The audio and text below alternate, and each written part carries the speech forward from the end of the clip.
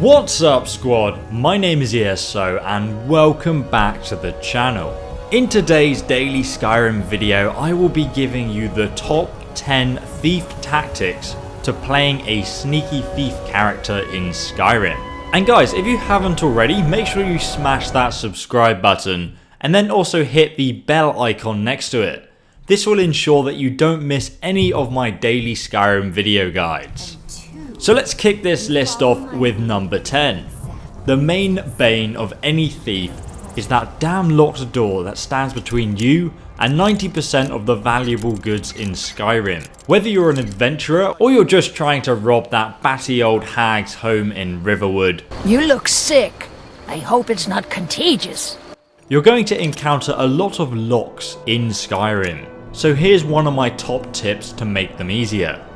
First off, having a torch in one hand while picking a lock will actually increase the size of the success window, making it even easier to pick locks. Sometimes though, it's probably not the most convenient thing to pull out and light a huge torch while trying to break into somebody's house without the guards noticing. But in dungeons it is rather helpful.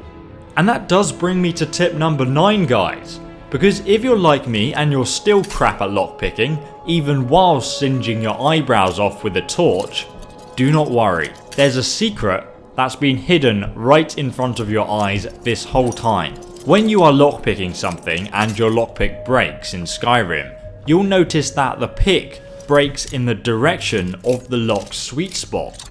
So for example, if it breaks to the left, that means the lock's sweet spot is in that direction. So this can be very useful, especially on harder locks, because it means you don't need to rely so much on trial and error. Instead, you'll know much more quickly where the lock sweet spot actually is. Next up on the list though, we have number 8.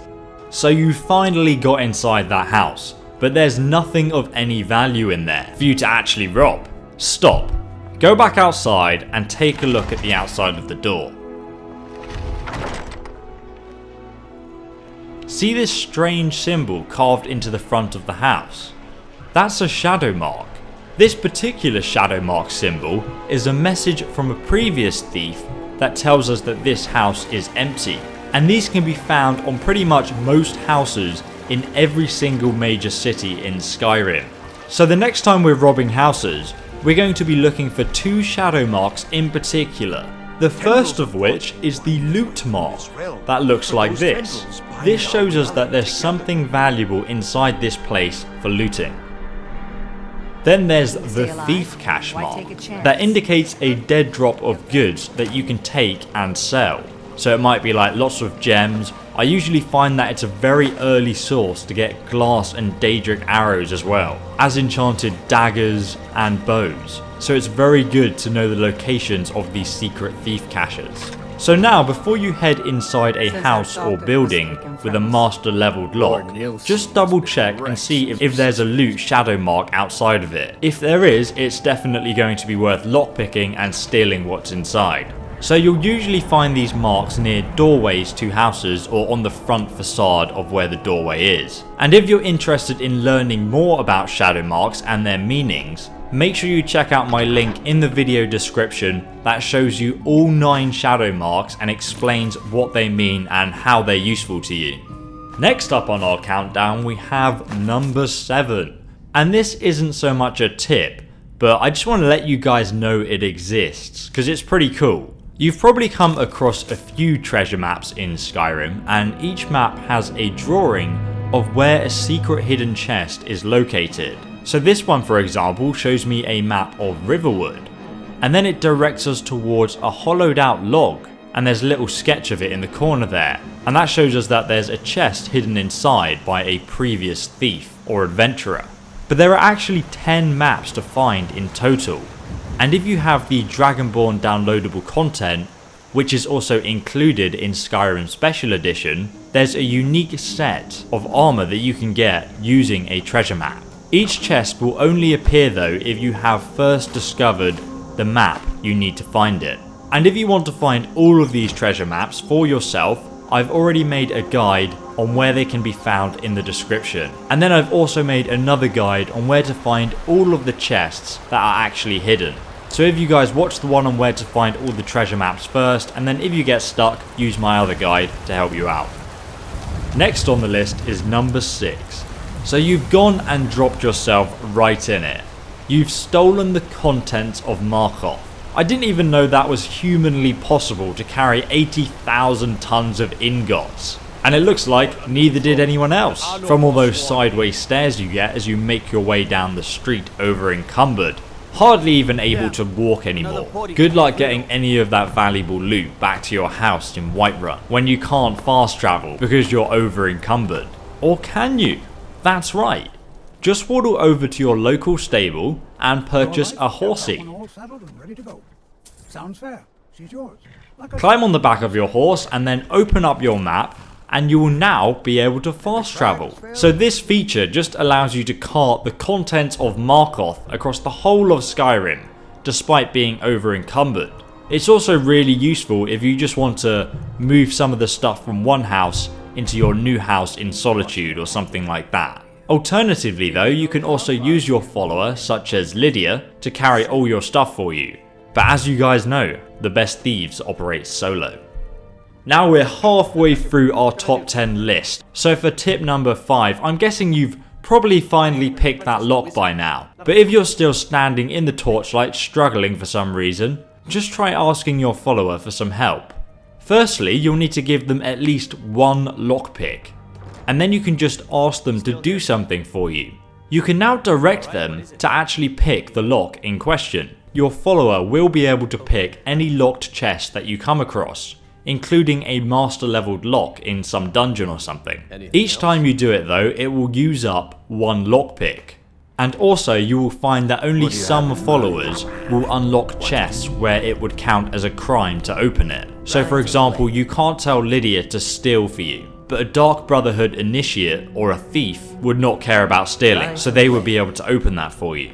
Now this method works on any locked chest that you come across. For tip number 4 though, this is one for the savage thief.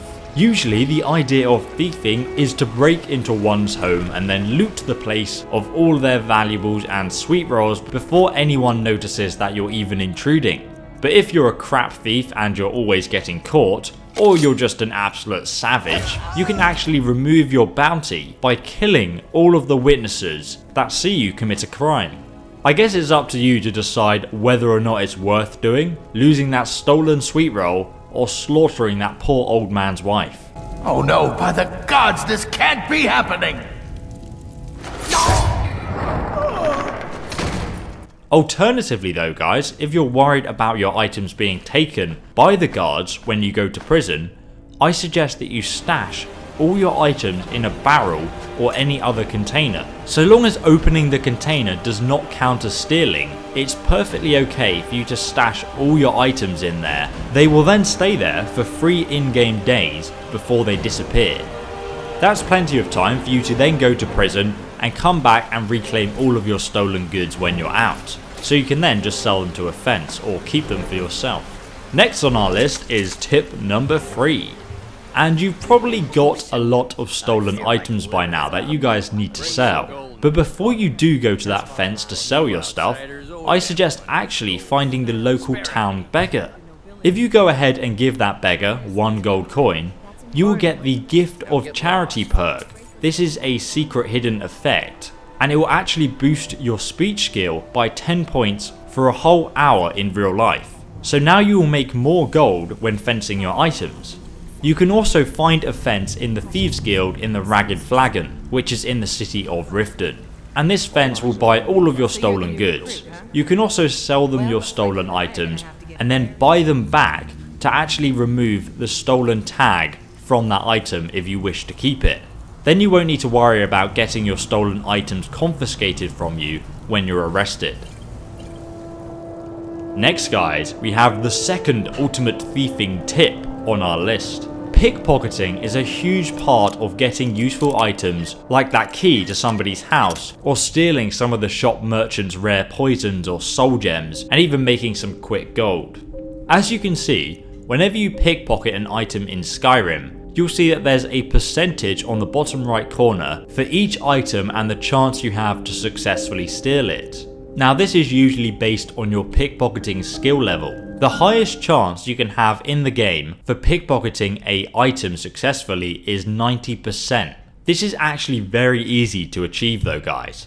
Firstly, you just need to get the cut purse perk from the pickpocketing skill tree just here on the skill tree. This is literally the only perk you need for this trick. And this perk is stupidly overpowered because it just adds a plus 50% chance to whenever you pickpocket an item.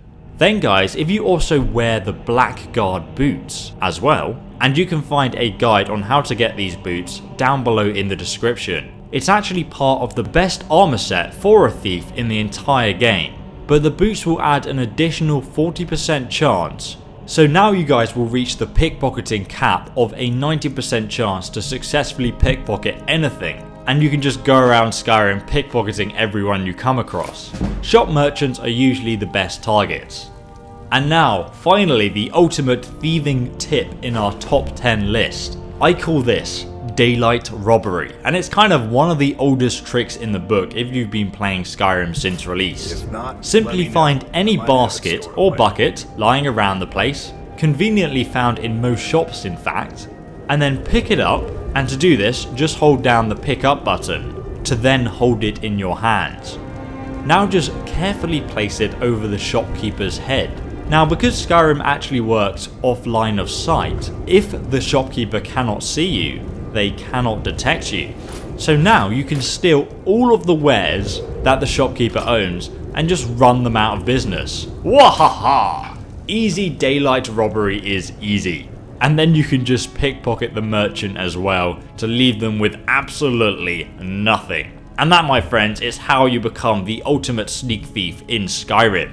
And now I also suggest that you check out my next video, which will show you how to mod Skyrim Special Edition on both console and PC to create the ultimate thief experience. This will add secret hideaways and walkways with roof entrances through windows or chimneys into houses, and also special loot to steal. And then you can really start to roleplay a thief. And it will also show you some awesome thief armor mods as well. So make sure you guys check out that video down below in the description and use it in combination with the tips that you learnt here. But please do give this top 10 video a like if you did enjoy it. And if you want to see more, you can check out my top 10 video list down below in the description. I'll also be doing my first giveaway this week, guys. So make sure you hit that subscribe button if you don't want to miss that, or any other of my daily Skyrim video guides. But thanks again for watching me, ESO, and I will see you, loyal subscriber, in the next Skyrim video guide. So have a fantastic day, and goodbye!